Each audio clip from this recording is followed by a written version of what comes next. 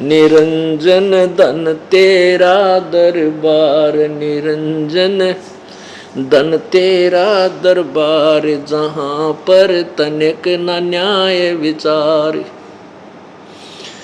कह कबीर सुनो भई साधो सब उल्टा व्यवहार, कह कबीर सुनो भई साधो सब उल्टा व्यवहार। सच्चों को तो झूठ बताओ, इन झूठों का एतबार, निरंजन धन तेरा दरबार, निरंजन धन तेरा दरबार, जहाँ पर तनिक न न्याय विचार।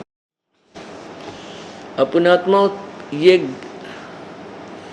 इन पंथों के ज्ञान की खाल इसलिए उतारी जा रही है कि आप जी आंखों देखकर इनकी गठड़ी में देख लो कि इसमें कौडी है या लाल है। तो इसलिए ये ज्ञान आपको दिखाना अति आवश्यक है, क्योंकि आप स्टूडेंट हैं और ये दास टीचर बना दिया प्रभु परमेश्वर कबीर जी ने। और टीचर ही बच्चों को समझाओगा तभी आपके समझ में आएंगी, नहीं तो कोई कितना ही बालक हो उस विद्यार्थी के समझ में नहीं आ सकती। टीचर ही संकेत करेगा। हाँ, बुद्धिमान बच्चे होते हैं वो थोड़े ही संकेत में शीघ्र समझ जाते हैं, और जो कुछ कम है वो थोड़ा सा कुछ दिन के रट्टे बार बार रटा कर समझा कर उनको भी परफेक्ट कर देंगे। कहते हैं रसरी आवत जात से सिर पर पड़त निशान, और करत करत अभ्यास के जड़मती होत सुजान। तो हम भक्ति मार्ग में सारे ही जड़मती हो रहे हैं, इसलिए बार बार ये अभ्यास, बार बार रिपीटेशन आवृत्ति की जाती है इन नकली संतों के ज्ञान को आपको प्रत्यक्ष दिखाने का। जो प्रयत्न किया जा रहा है ये इसलिए किया जा रहा है कि आप इसको अच्छी तरह समझ सकें कि हम कहाँ खड़े हैं और किन को परम धनी मान बैठे जो भूत बन गए। अब आपको उस पूर्ण परमात्मा कैसा है, कौन है, किसने देखा है और क्या विधि है उसके पाने की, ये चार जो कंसेप्ट हैं ये अधिक यदि क्लियर हो गए तो मोक्ष में कोई बाधा नहीं है। मोक्ष होने में देरी नहीं है, यानी पूर्ण मोक्ष हो जाएगा। वो परमात्मा कैसा है, कौन है और किसने देखा है, उसकी वे ऑफ वर्शिप यानी पूजा की विधि क्या है, वो कहाँ प्रमाण है उसका, किस किस महापुरुष ने उस साधना को करके मोक्ष प्राप्त किया।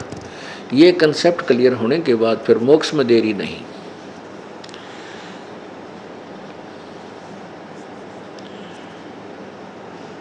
कबीर परमेश्वर जी जो बनारस में जुलाहा धानक का एक रोल करने आए थे, धानक की भूमिका की, ये पूर्ण परमात्मा है, ये परम अक्षर ब्रह्म है। अब कबीर परमेश्वर जी को हमने केवल एक कवि मान रखा था, कवि, और उनके दोहों को हम जब शिक्षा ग्रहण करते थे बड़ी रुचि से पढ़ा करते थे और बड़े मार्मिक दोहे थे प्रभु के। अब जैसे लाल को कौड़ी समझकर और कूड़े के ढेर में डाल रखा था, अब जौहरी को पता होता है, लाल की परख करने वाले उस पारखी को पता होता है, वो तुरंत पहचान लेता है और फिर अन्य को उसके विषय में जानकारी देकर ये प्रमाणित करता है कि ये लाल है, इसकी कीमत इतनी है। फिर जो उससे परिचित होता जाएगा वही उन लाल को उठाकर सीने से लगाकर छुपा कर रख देगा। तो अभी तक हम इन कौड़ियों को तो लाल समझते थे, अन्य देवताओं को, अन्य भगवानों को, और कबीर परमेश्वर यानी उस पूर्ण ब्रह्म को हम कौड़ी समझते थे। अब कबीर परमात्मा जो काशी में धानक जुलाहा आया था, रहता था, वो भगवान, ओ तेरा एकदम प्रत्येक प्राणी जो पहली बार सुनता है उसकी तो 100 पे सुई जाती है क्यों झूठ बोला है तेरा। ले बताइए, कबीर न भगवान बता रहा है। एक बहन बता रही थी कि आपकी एक किताब देखी मैंने इस एक मंदिर में, को पुजारी ने ले ली होगी मोल या किसी पर, जैसे भी हम जगह जगह वो पहले हम बाई पोस्ट भेज देते फ्री ऑफ कॉस्ट, केवल फ़ोन लिखने से भेज देते हैं। तो गहरी नज़र गीता में उस पुजारी ने, मंदिर के पुजारी ने मंगवा रखी, वो दर रखी, पढ़ी को नहीं जैसा भी। तो एक बहन कह रही थी कि मैंने वो बुक उस पुजारी से लेकर पढ़ी तो 5-7 प्रश्न, 5-4 प्रश्न पढ़े, उनमें लिख रखा कबीर जो बनारस में आया था वो परमात्मा पूर्ण ब्रह्म। मैंने उल्टी रख दी कि ये संत भी बड़ा बोला है, कबीर को भगवान बता रहा, वापस रख दी, नहीं छुई। कहते हैं एक दो 3 महीने के बाद आपकी सीडी चल पड़ी उस शहर में जिसमें वह बहन रहती थी। तो वो सीडी आपकी 1 घंटा चलती थी प्रतिदिन। तो उस सीडी में मैं देखने लगी तो वही जो फोटो उस पुस्तक पर था वो आपका दिखाई दिया। वो ज्ञान में धीरे धीरे सुनती मैं ऐसी रंग में रंगी को तेरा गजब हुई। इतने में आपका समाचार पत्र से पता चला कि आप हमारे शहर में सत्संग करने आ रहे हैं। हम वहाँ उसी शहर में सत्संग करने गए हुए थे, जयपुर की बात है, राजस्थान में। तो उस बहन ने फिर उपदेश लिया, कहने लगी कि सामने प्रत्यक्ष देखा और देख रहे हैं कि जो पूजा हम कर रहे हैं ये करने योग्य नहीं है, ये भगवान नहीं है, और फिर भी छोड़ना जी ना करता, इनमें इतना प्रेम हो रहा है। पुण्यात्माओं इस कारनामे इसे फंसा दिए। फिर उस बेटी ने उपदेश लिया और आज तक 5-6 साल हो गए पूरी श्रद्धा से जुड़ी हुई है।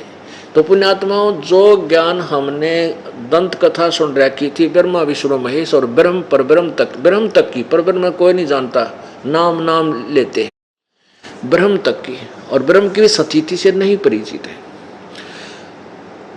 तो ये भी कथा हमने किसी ना किसी के सुनने से ही ग्रहण की और फाइनल मान ली। और ये सुनाने वाली कथा सुनाने वाले ये कहा करते, ये शिव पुराण में ऐसे लिखा, विष्णु पुराण में ऐसा लिखा, भगवान शिव जी अजर अमर है, मृत्युंजय है, कालज्ञ है, सर्वेश्वर है।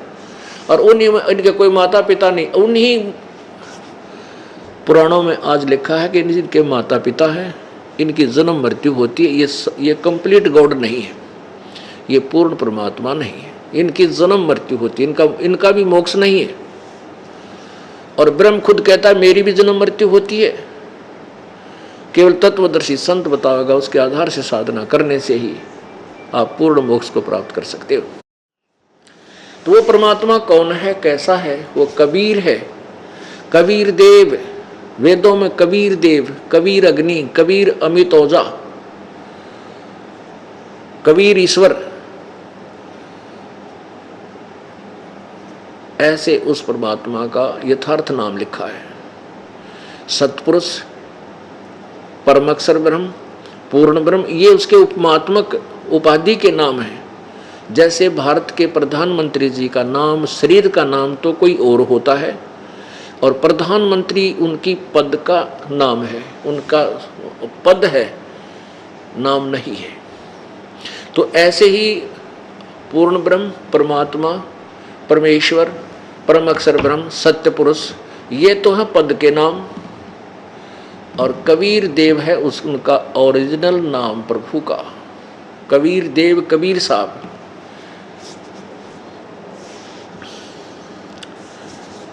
एक बार परमेश्वर कबीर जी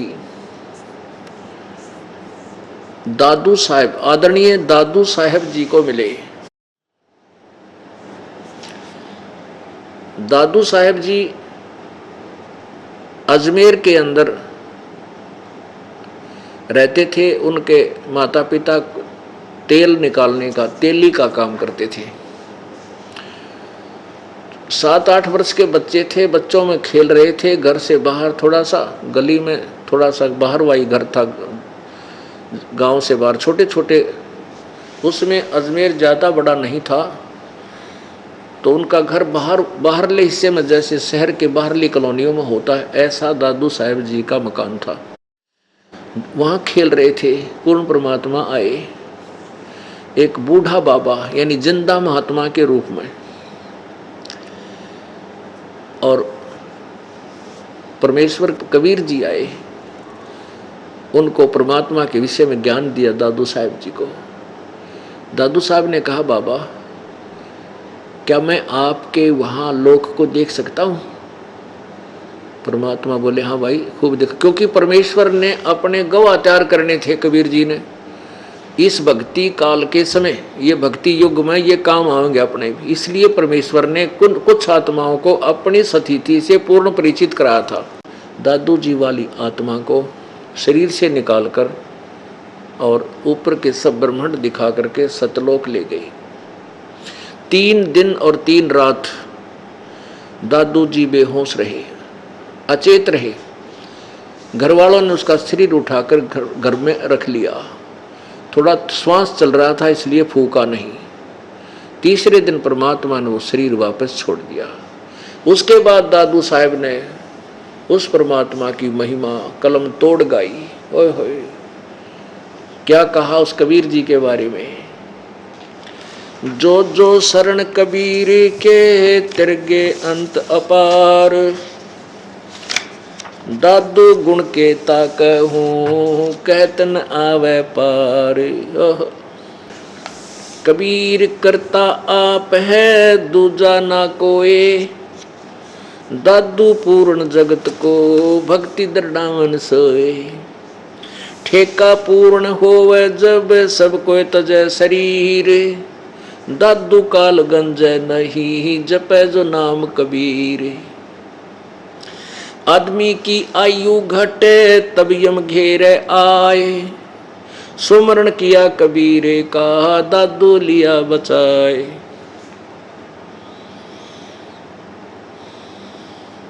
दादू संग ले चले कबीर चरण की छाय, मेट दिया अपराध सब आ मिले छन माही।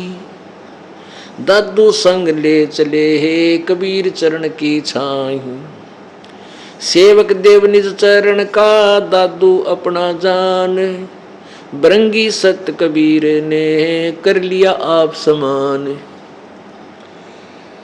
दादू अंतर्गत सदा छिन छिन सुमरण ध्यान, वारू नाम कबीर पर है पल पल मेरे प्राण। सुन सुन साख कबीर की काल नवावे माथ, धन धन तीनों लोक में दादू जोड़े हाथ। केरी नाम कबीर का विषम काल गजराज,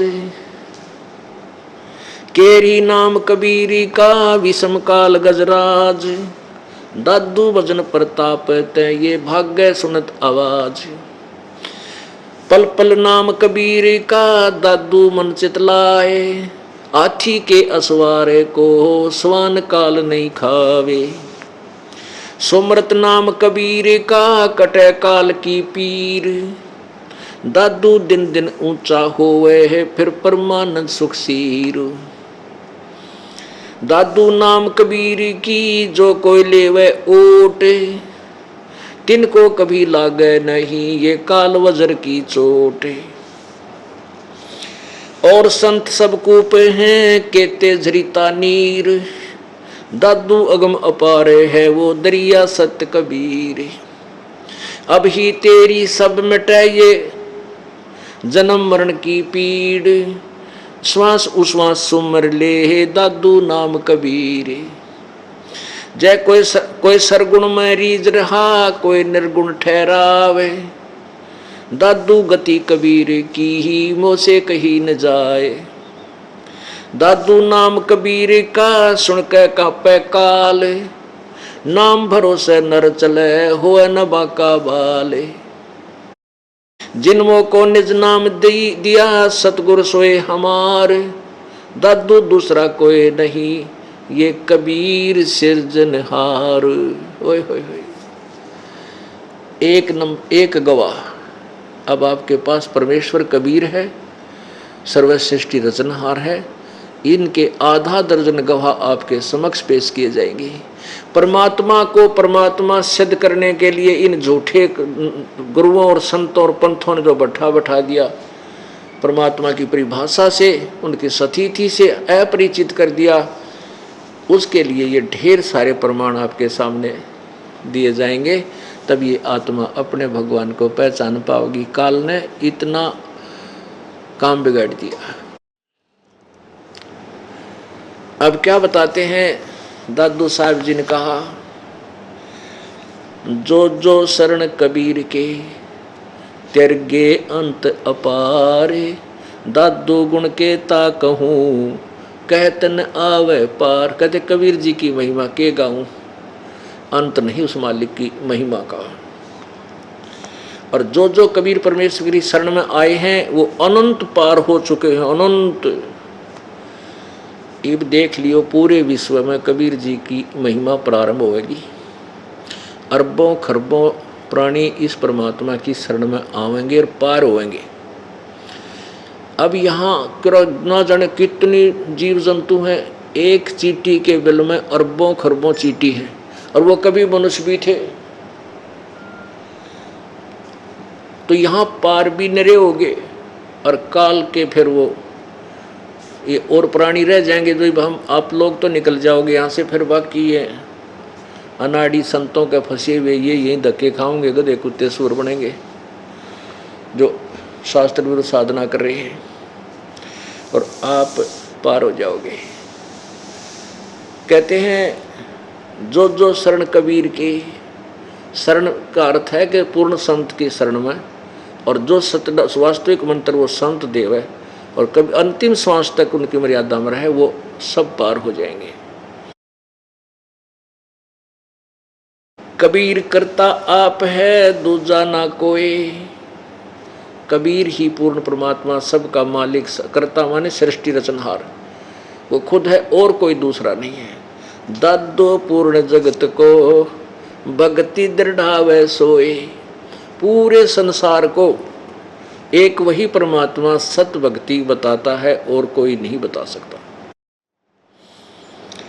फिर कहते हैं ठेका पूरा होवे जब सबको तजे शरीर, दादू काल गंजे नहीं जपे जो नाम कबीर। अंत में मरना तो सभी ने है, मृत्यु तो होगी होगी, लेकिन जो परमेश्वर कबीर जी के उस नाम से जुड़ा हुआ है पूर्ण संत के माध्यम से, उसका काल निकट नहीं आओगा, यम के दूत नहीं दुखी कर सकते। सेवक देव निज चरण का दादू अपना जान, ब्रंगी सत कबीर ने किन्या आप समान। दादू अंतर्गत सदा छन छन सुमन ध्यान, वारो नाम कबीर पर पल पल मेरे प्राण। के परमेश्वर कबीर जी द्वारा जब दिया गया सच्चा नाम है, वो इतना कीमती है कि उस नाम के ऊपर मैं अपना पल पल न्यौछावर कर दूं। अपने आत्मा जिनको भगवान चाहिए, और वो भगवान का सीधा मार्ग मिल जाए, तो पुण्यात्मा जिसको परमात्मा चाहिए, चाह है जिसकी, तो कितना सैक्रिफाइस करेगा, कितना कुर्बान हो जाएगा उसके ऊपर। अब तो वही जाने जो इस रंग में रंगा हुआ है, वही समझ सकता है। अब भूखे न भोजन मिल जा, निर्धन ने धन मिल जा, तो हम निर्धन हैं, भूखे हैं भगवान के, हमें भगवान का राह मिल जा, रास्ता मिल जा, तो कितने गदगद, कितना आनंद, कितनी खुशी, और क्या समर्पण कर दें उस मालिक के लिए। ये एक अंदर से न्यारी उमंग हिलोर उठती है। क्या बताते हैं भाई, सुन सुन साख कबीर की, काल नवावे माथ, दन दन तीनों लोक में दादू जोड़े हाथ। कि कबीर परमेश्वर की साख माने महिमा, परमेश्वर की महिमा सुन जितनी भी चर्चा होती है, और काल का माथा मुरझा जाता है। न्यों कर ले नीचे न किया तो बात बिगाड़ेंगे मेरी। सुन सुन साख कबीर की, काल नवावे माथ, माथे ने नीचे न कर दे है कि तो इसके सामने ये रुक नहीं सकता। इसमें समर्थता नहीं है। जहाँ कबीर परमेश्वर की आवाज़ वाणी चलती है वहाँ से काल भूत ये सब भाग जाते हैं, निकट नहीं आ पाते। यम के दूत भी वहाँ निकट नहीं आते जहाँ कबीर परमेश्वर की वाणी, उसकी महिमा का जो चर्चा चलती है, महिमा गाई जाती है। केरी नाम कबीरी का विखम काल गजराज, दादू भजन प्रताप तैयो भाग्य सुन के आवाज।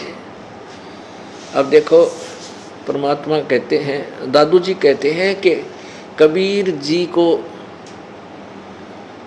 जी के नाम में इतनी शक्ति है, जो सतनाम है उसको तो तुम केरी बब्बर शेर समझ लो। केहरी माने बब्बर शेर।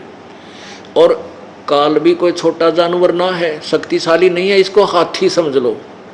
जानवरों में हाथी बहुत शक्तिशाली होता है, तगड़ा लंबा चौड़ा होता है, लेकिन शेर के सामने जब शेर दहाड़ मारता है ना, यो हाथी लीद कर देता है और चंगाड़ मार कर भाग लेता।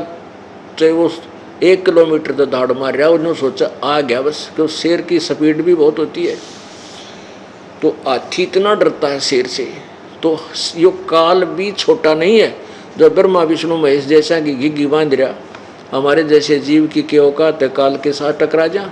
हम कबीर परमेश्वर की आड़ में ओट में बैठ के अब काल का तीर ठोकर लाग रहे ना, हमारी कोई औकात नहीं 1 मिनट में नष्ट कर दे जो। तो यहाँ कितनी अच्छी उपमा बता रहे हैं दादू साहब जी के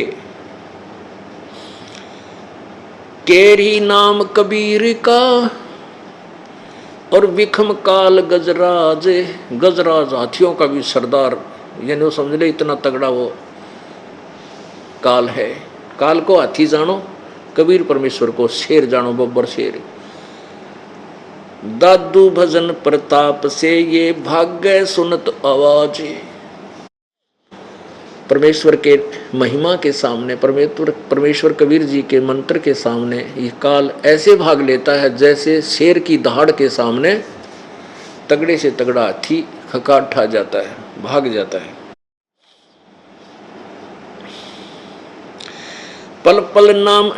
पल एक नाम कबीर का, दादू मन चितलाए। हाथी के असवारे को ये स्वान काल नहीं खावे। जिस दिन आपको यो नाम मिल गया, प्रथम मंत्र प्रारंभ हो जाता है परमेश्वर के नाम से, उस दिन समझ लो आप हाथी पर बैठ गए। और काल की क्या स्थिति बताई है कि आप जब कबीर जी की शरण में आगे हो, समझो हाथी पर बैठ गए। और फिर काल की क्या स्थिति है, ये कुत्ते की तरह भौंकता रहेगा, आपको गुर्राता तो रहेगा, नु कर देगा, कदे यहाँ भी काल चोट मार जा, कदे यहाँ भी मार दे। लेकिन हाथी पर बैठे व्यक्ति का कुत्ता कुछ नहीं बिगाड़ सकता, वो भौंक सकता है 10 कदम दूर तक। और हम में उसके डरते कुत्ते तो डर कर तले पड़ जाएंगे, फिर तो पाड़ खाएंगे। यदि हम कबीर जी का नाम छोड़ देंगे तो काल ने तो फिर खाना ही है, हमें मार डालना है। तो हम इन कुत्त्या से डर के, अर्थात भूत पितर इन कालों से डर के, काल से डर के आप नाम छोड़ के उनके आप खेमे में चले जाएंगे। फिर वो क्या करेंगे, वो तो पहले तैयार भोकन लग रहे, आजा तुझे खत्म करूंगा, मारेंगे, दुख देंगे। पल एक नाम कबीर का, दादू मन चितलावे। यानी जिस दिन नाम लेवे, चाहे 2 दिन लेट कर दे, पूरा समझ कर ले और नाम लेकर के सच्चे दिल तय मालिक के चरणों में लग जा, भक्ति करने शुरू कर दे। तो समझो आप हाथी पर बैठ गए। और आप दोगले से रहोगे, कभी हाथी पर बैठ गए, कभी नीचे उतर गए, फिर वो काल पिंडी पाड़ेगा थारी, वो कुत्ते फिर बक्से को नहीं। हाथी के असवारे को स्वान काल नहीं खावे।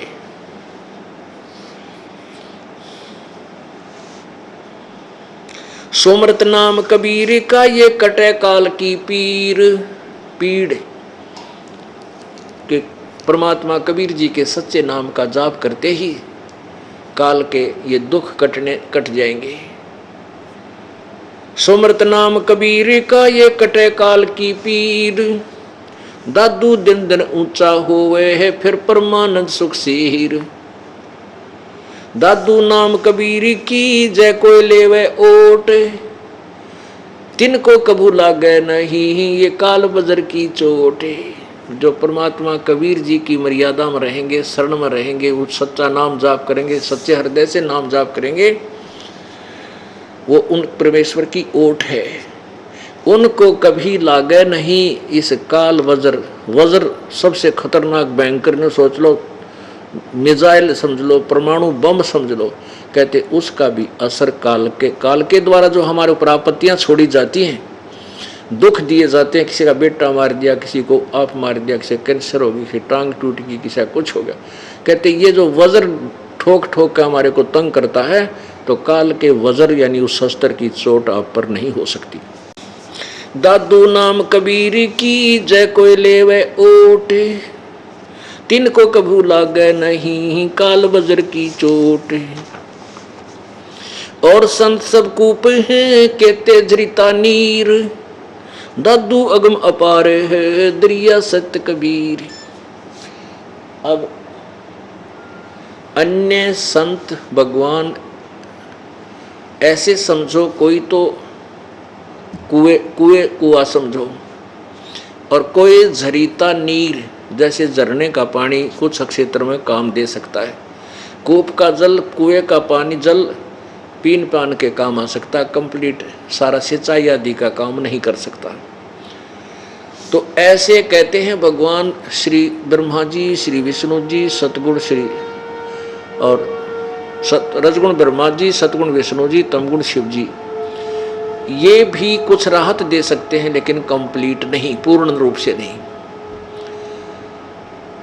और कुछ संत भी थोड़ा बहुत राहत दे देते हैं अपने पूर्व जन्म की कमाई से, अपनी जेब से, लेकिन मोक्ष नहीं, पूर्ण लाभ नहीं। तो इस उसकी तुलनात्मक तरीके से बताया है। क्या बताते हैं? और संत सब कूप हैं कहते जरीता नीर। जरीता नीर माने झरना, झरने से बह रहा पानी जल। और दादू अगम अपारे है वो दरिया सत कबीर। कबीर परमेश्वर को तो दरिया मानो, दरिया अथाह जल जिसमें होता है, नहा भी ले, धो भी ले, सिंचाई के भी कर ले हैं, और फिर भी उसका अंत नहीं आवे। तो कबीर परमात्मा कंप्लीट गॉड है, पूर्ण परमात्मा है।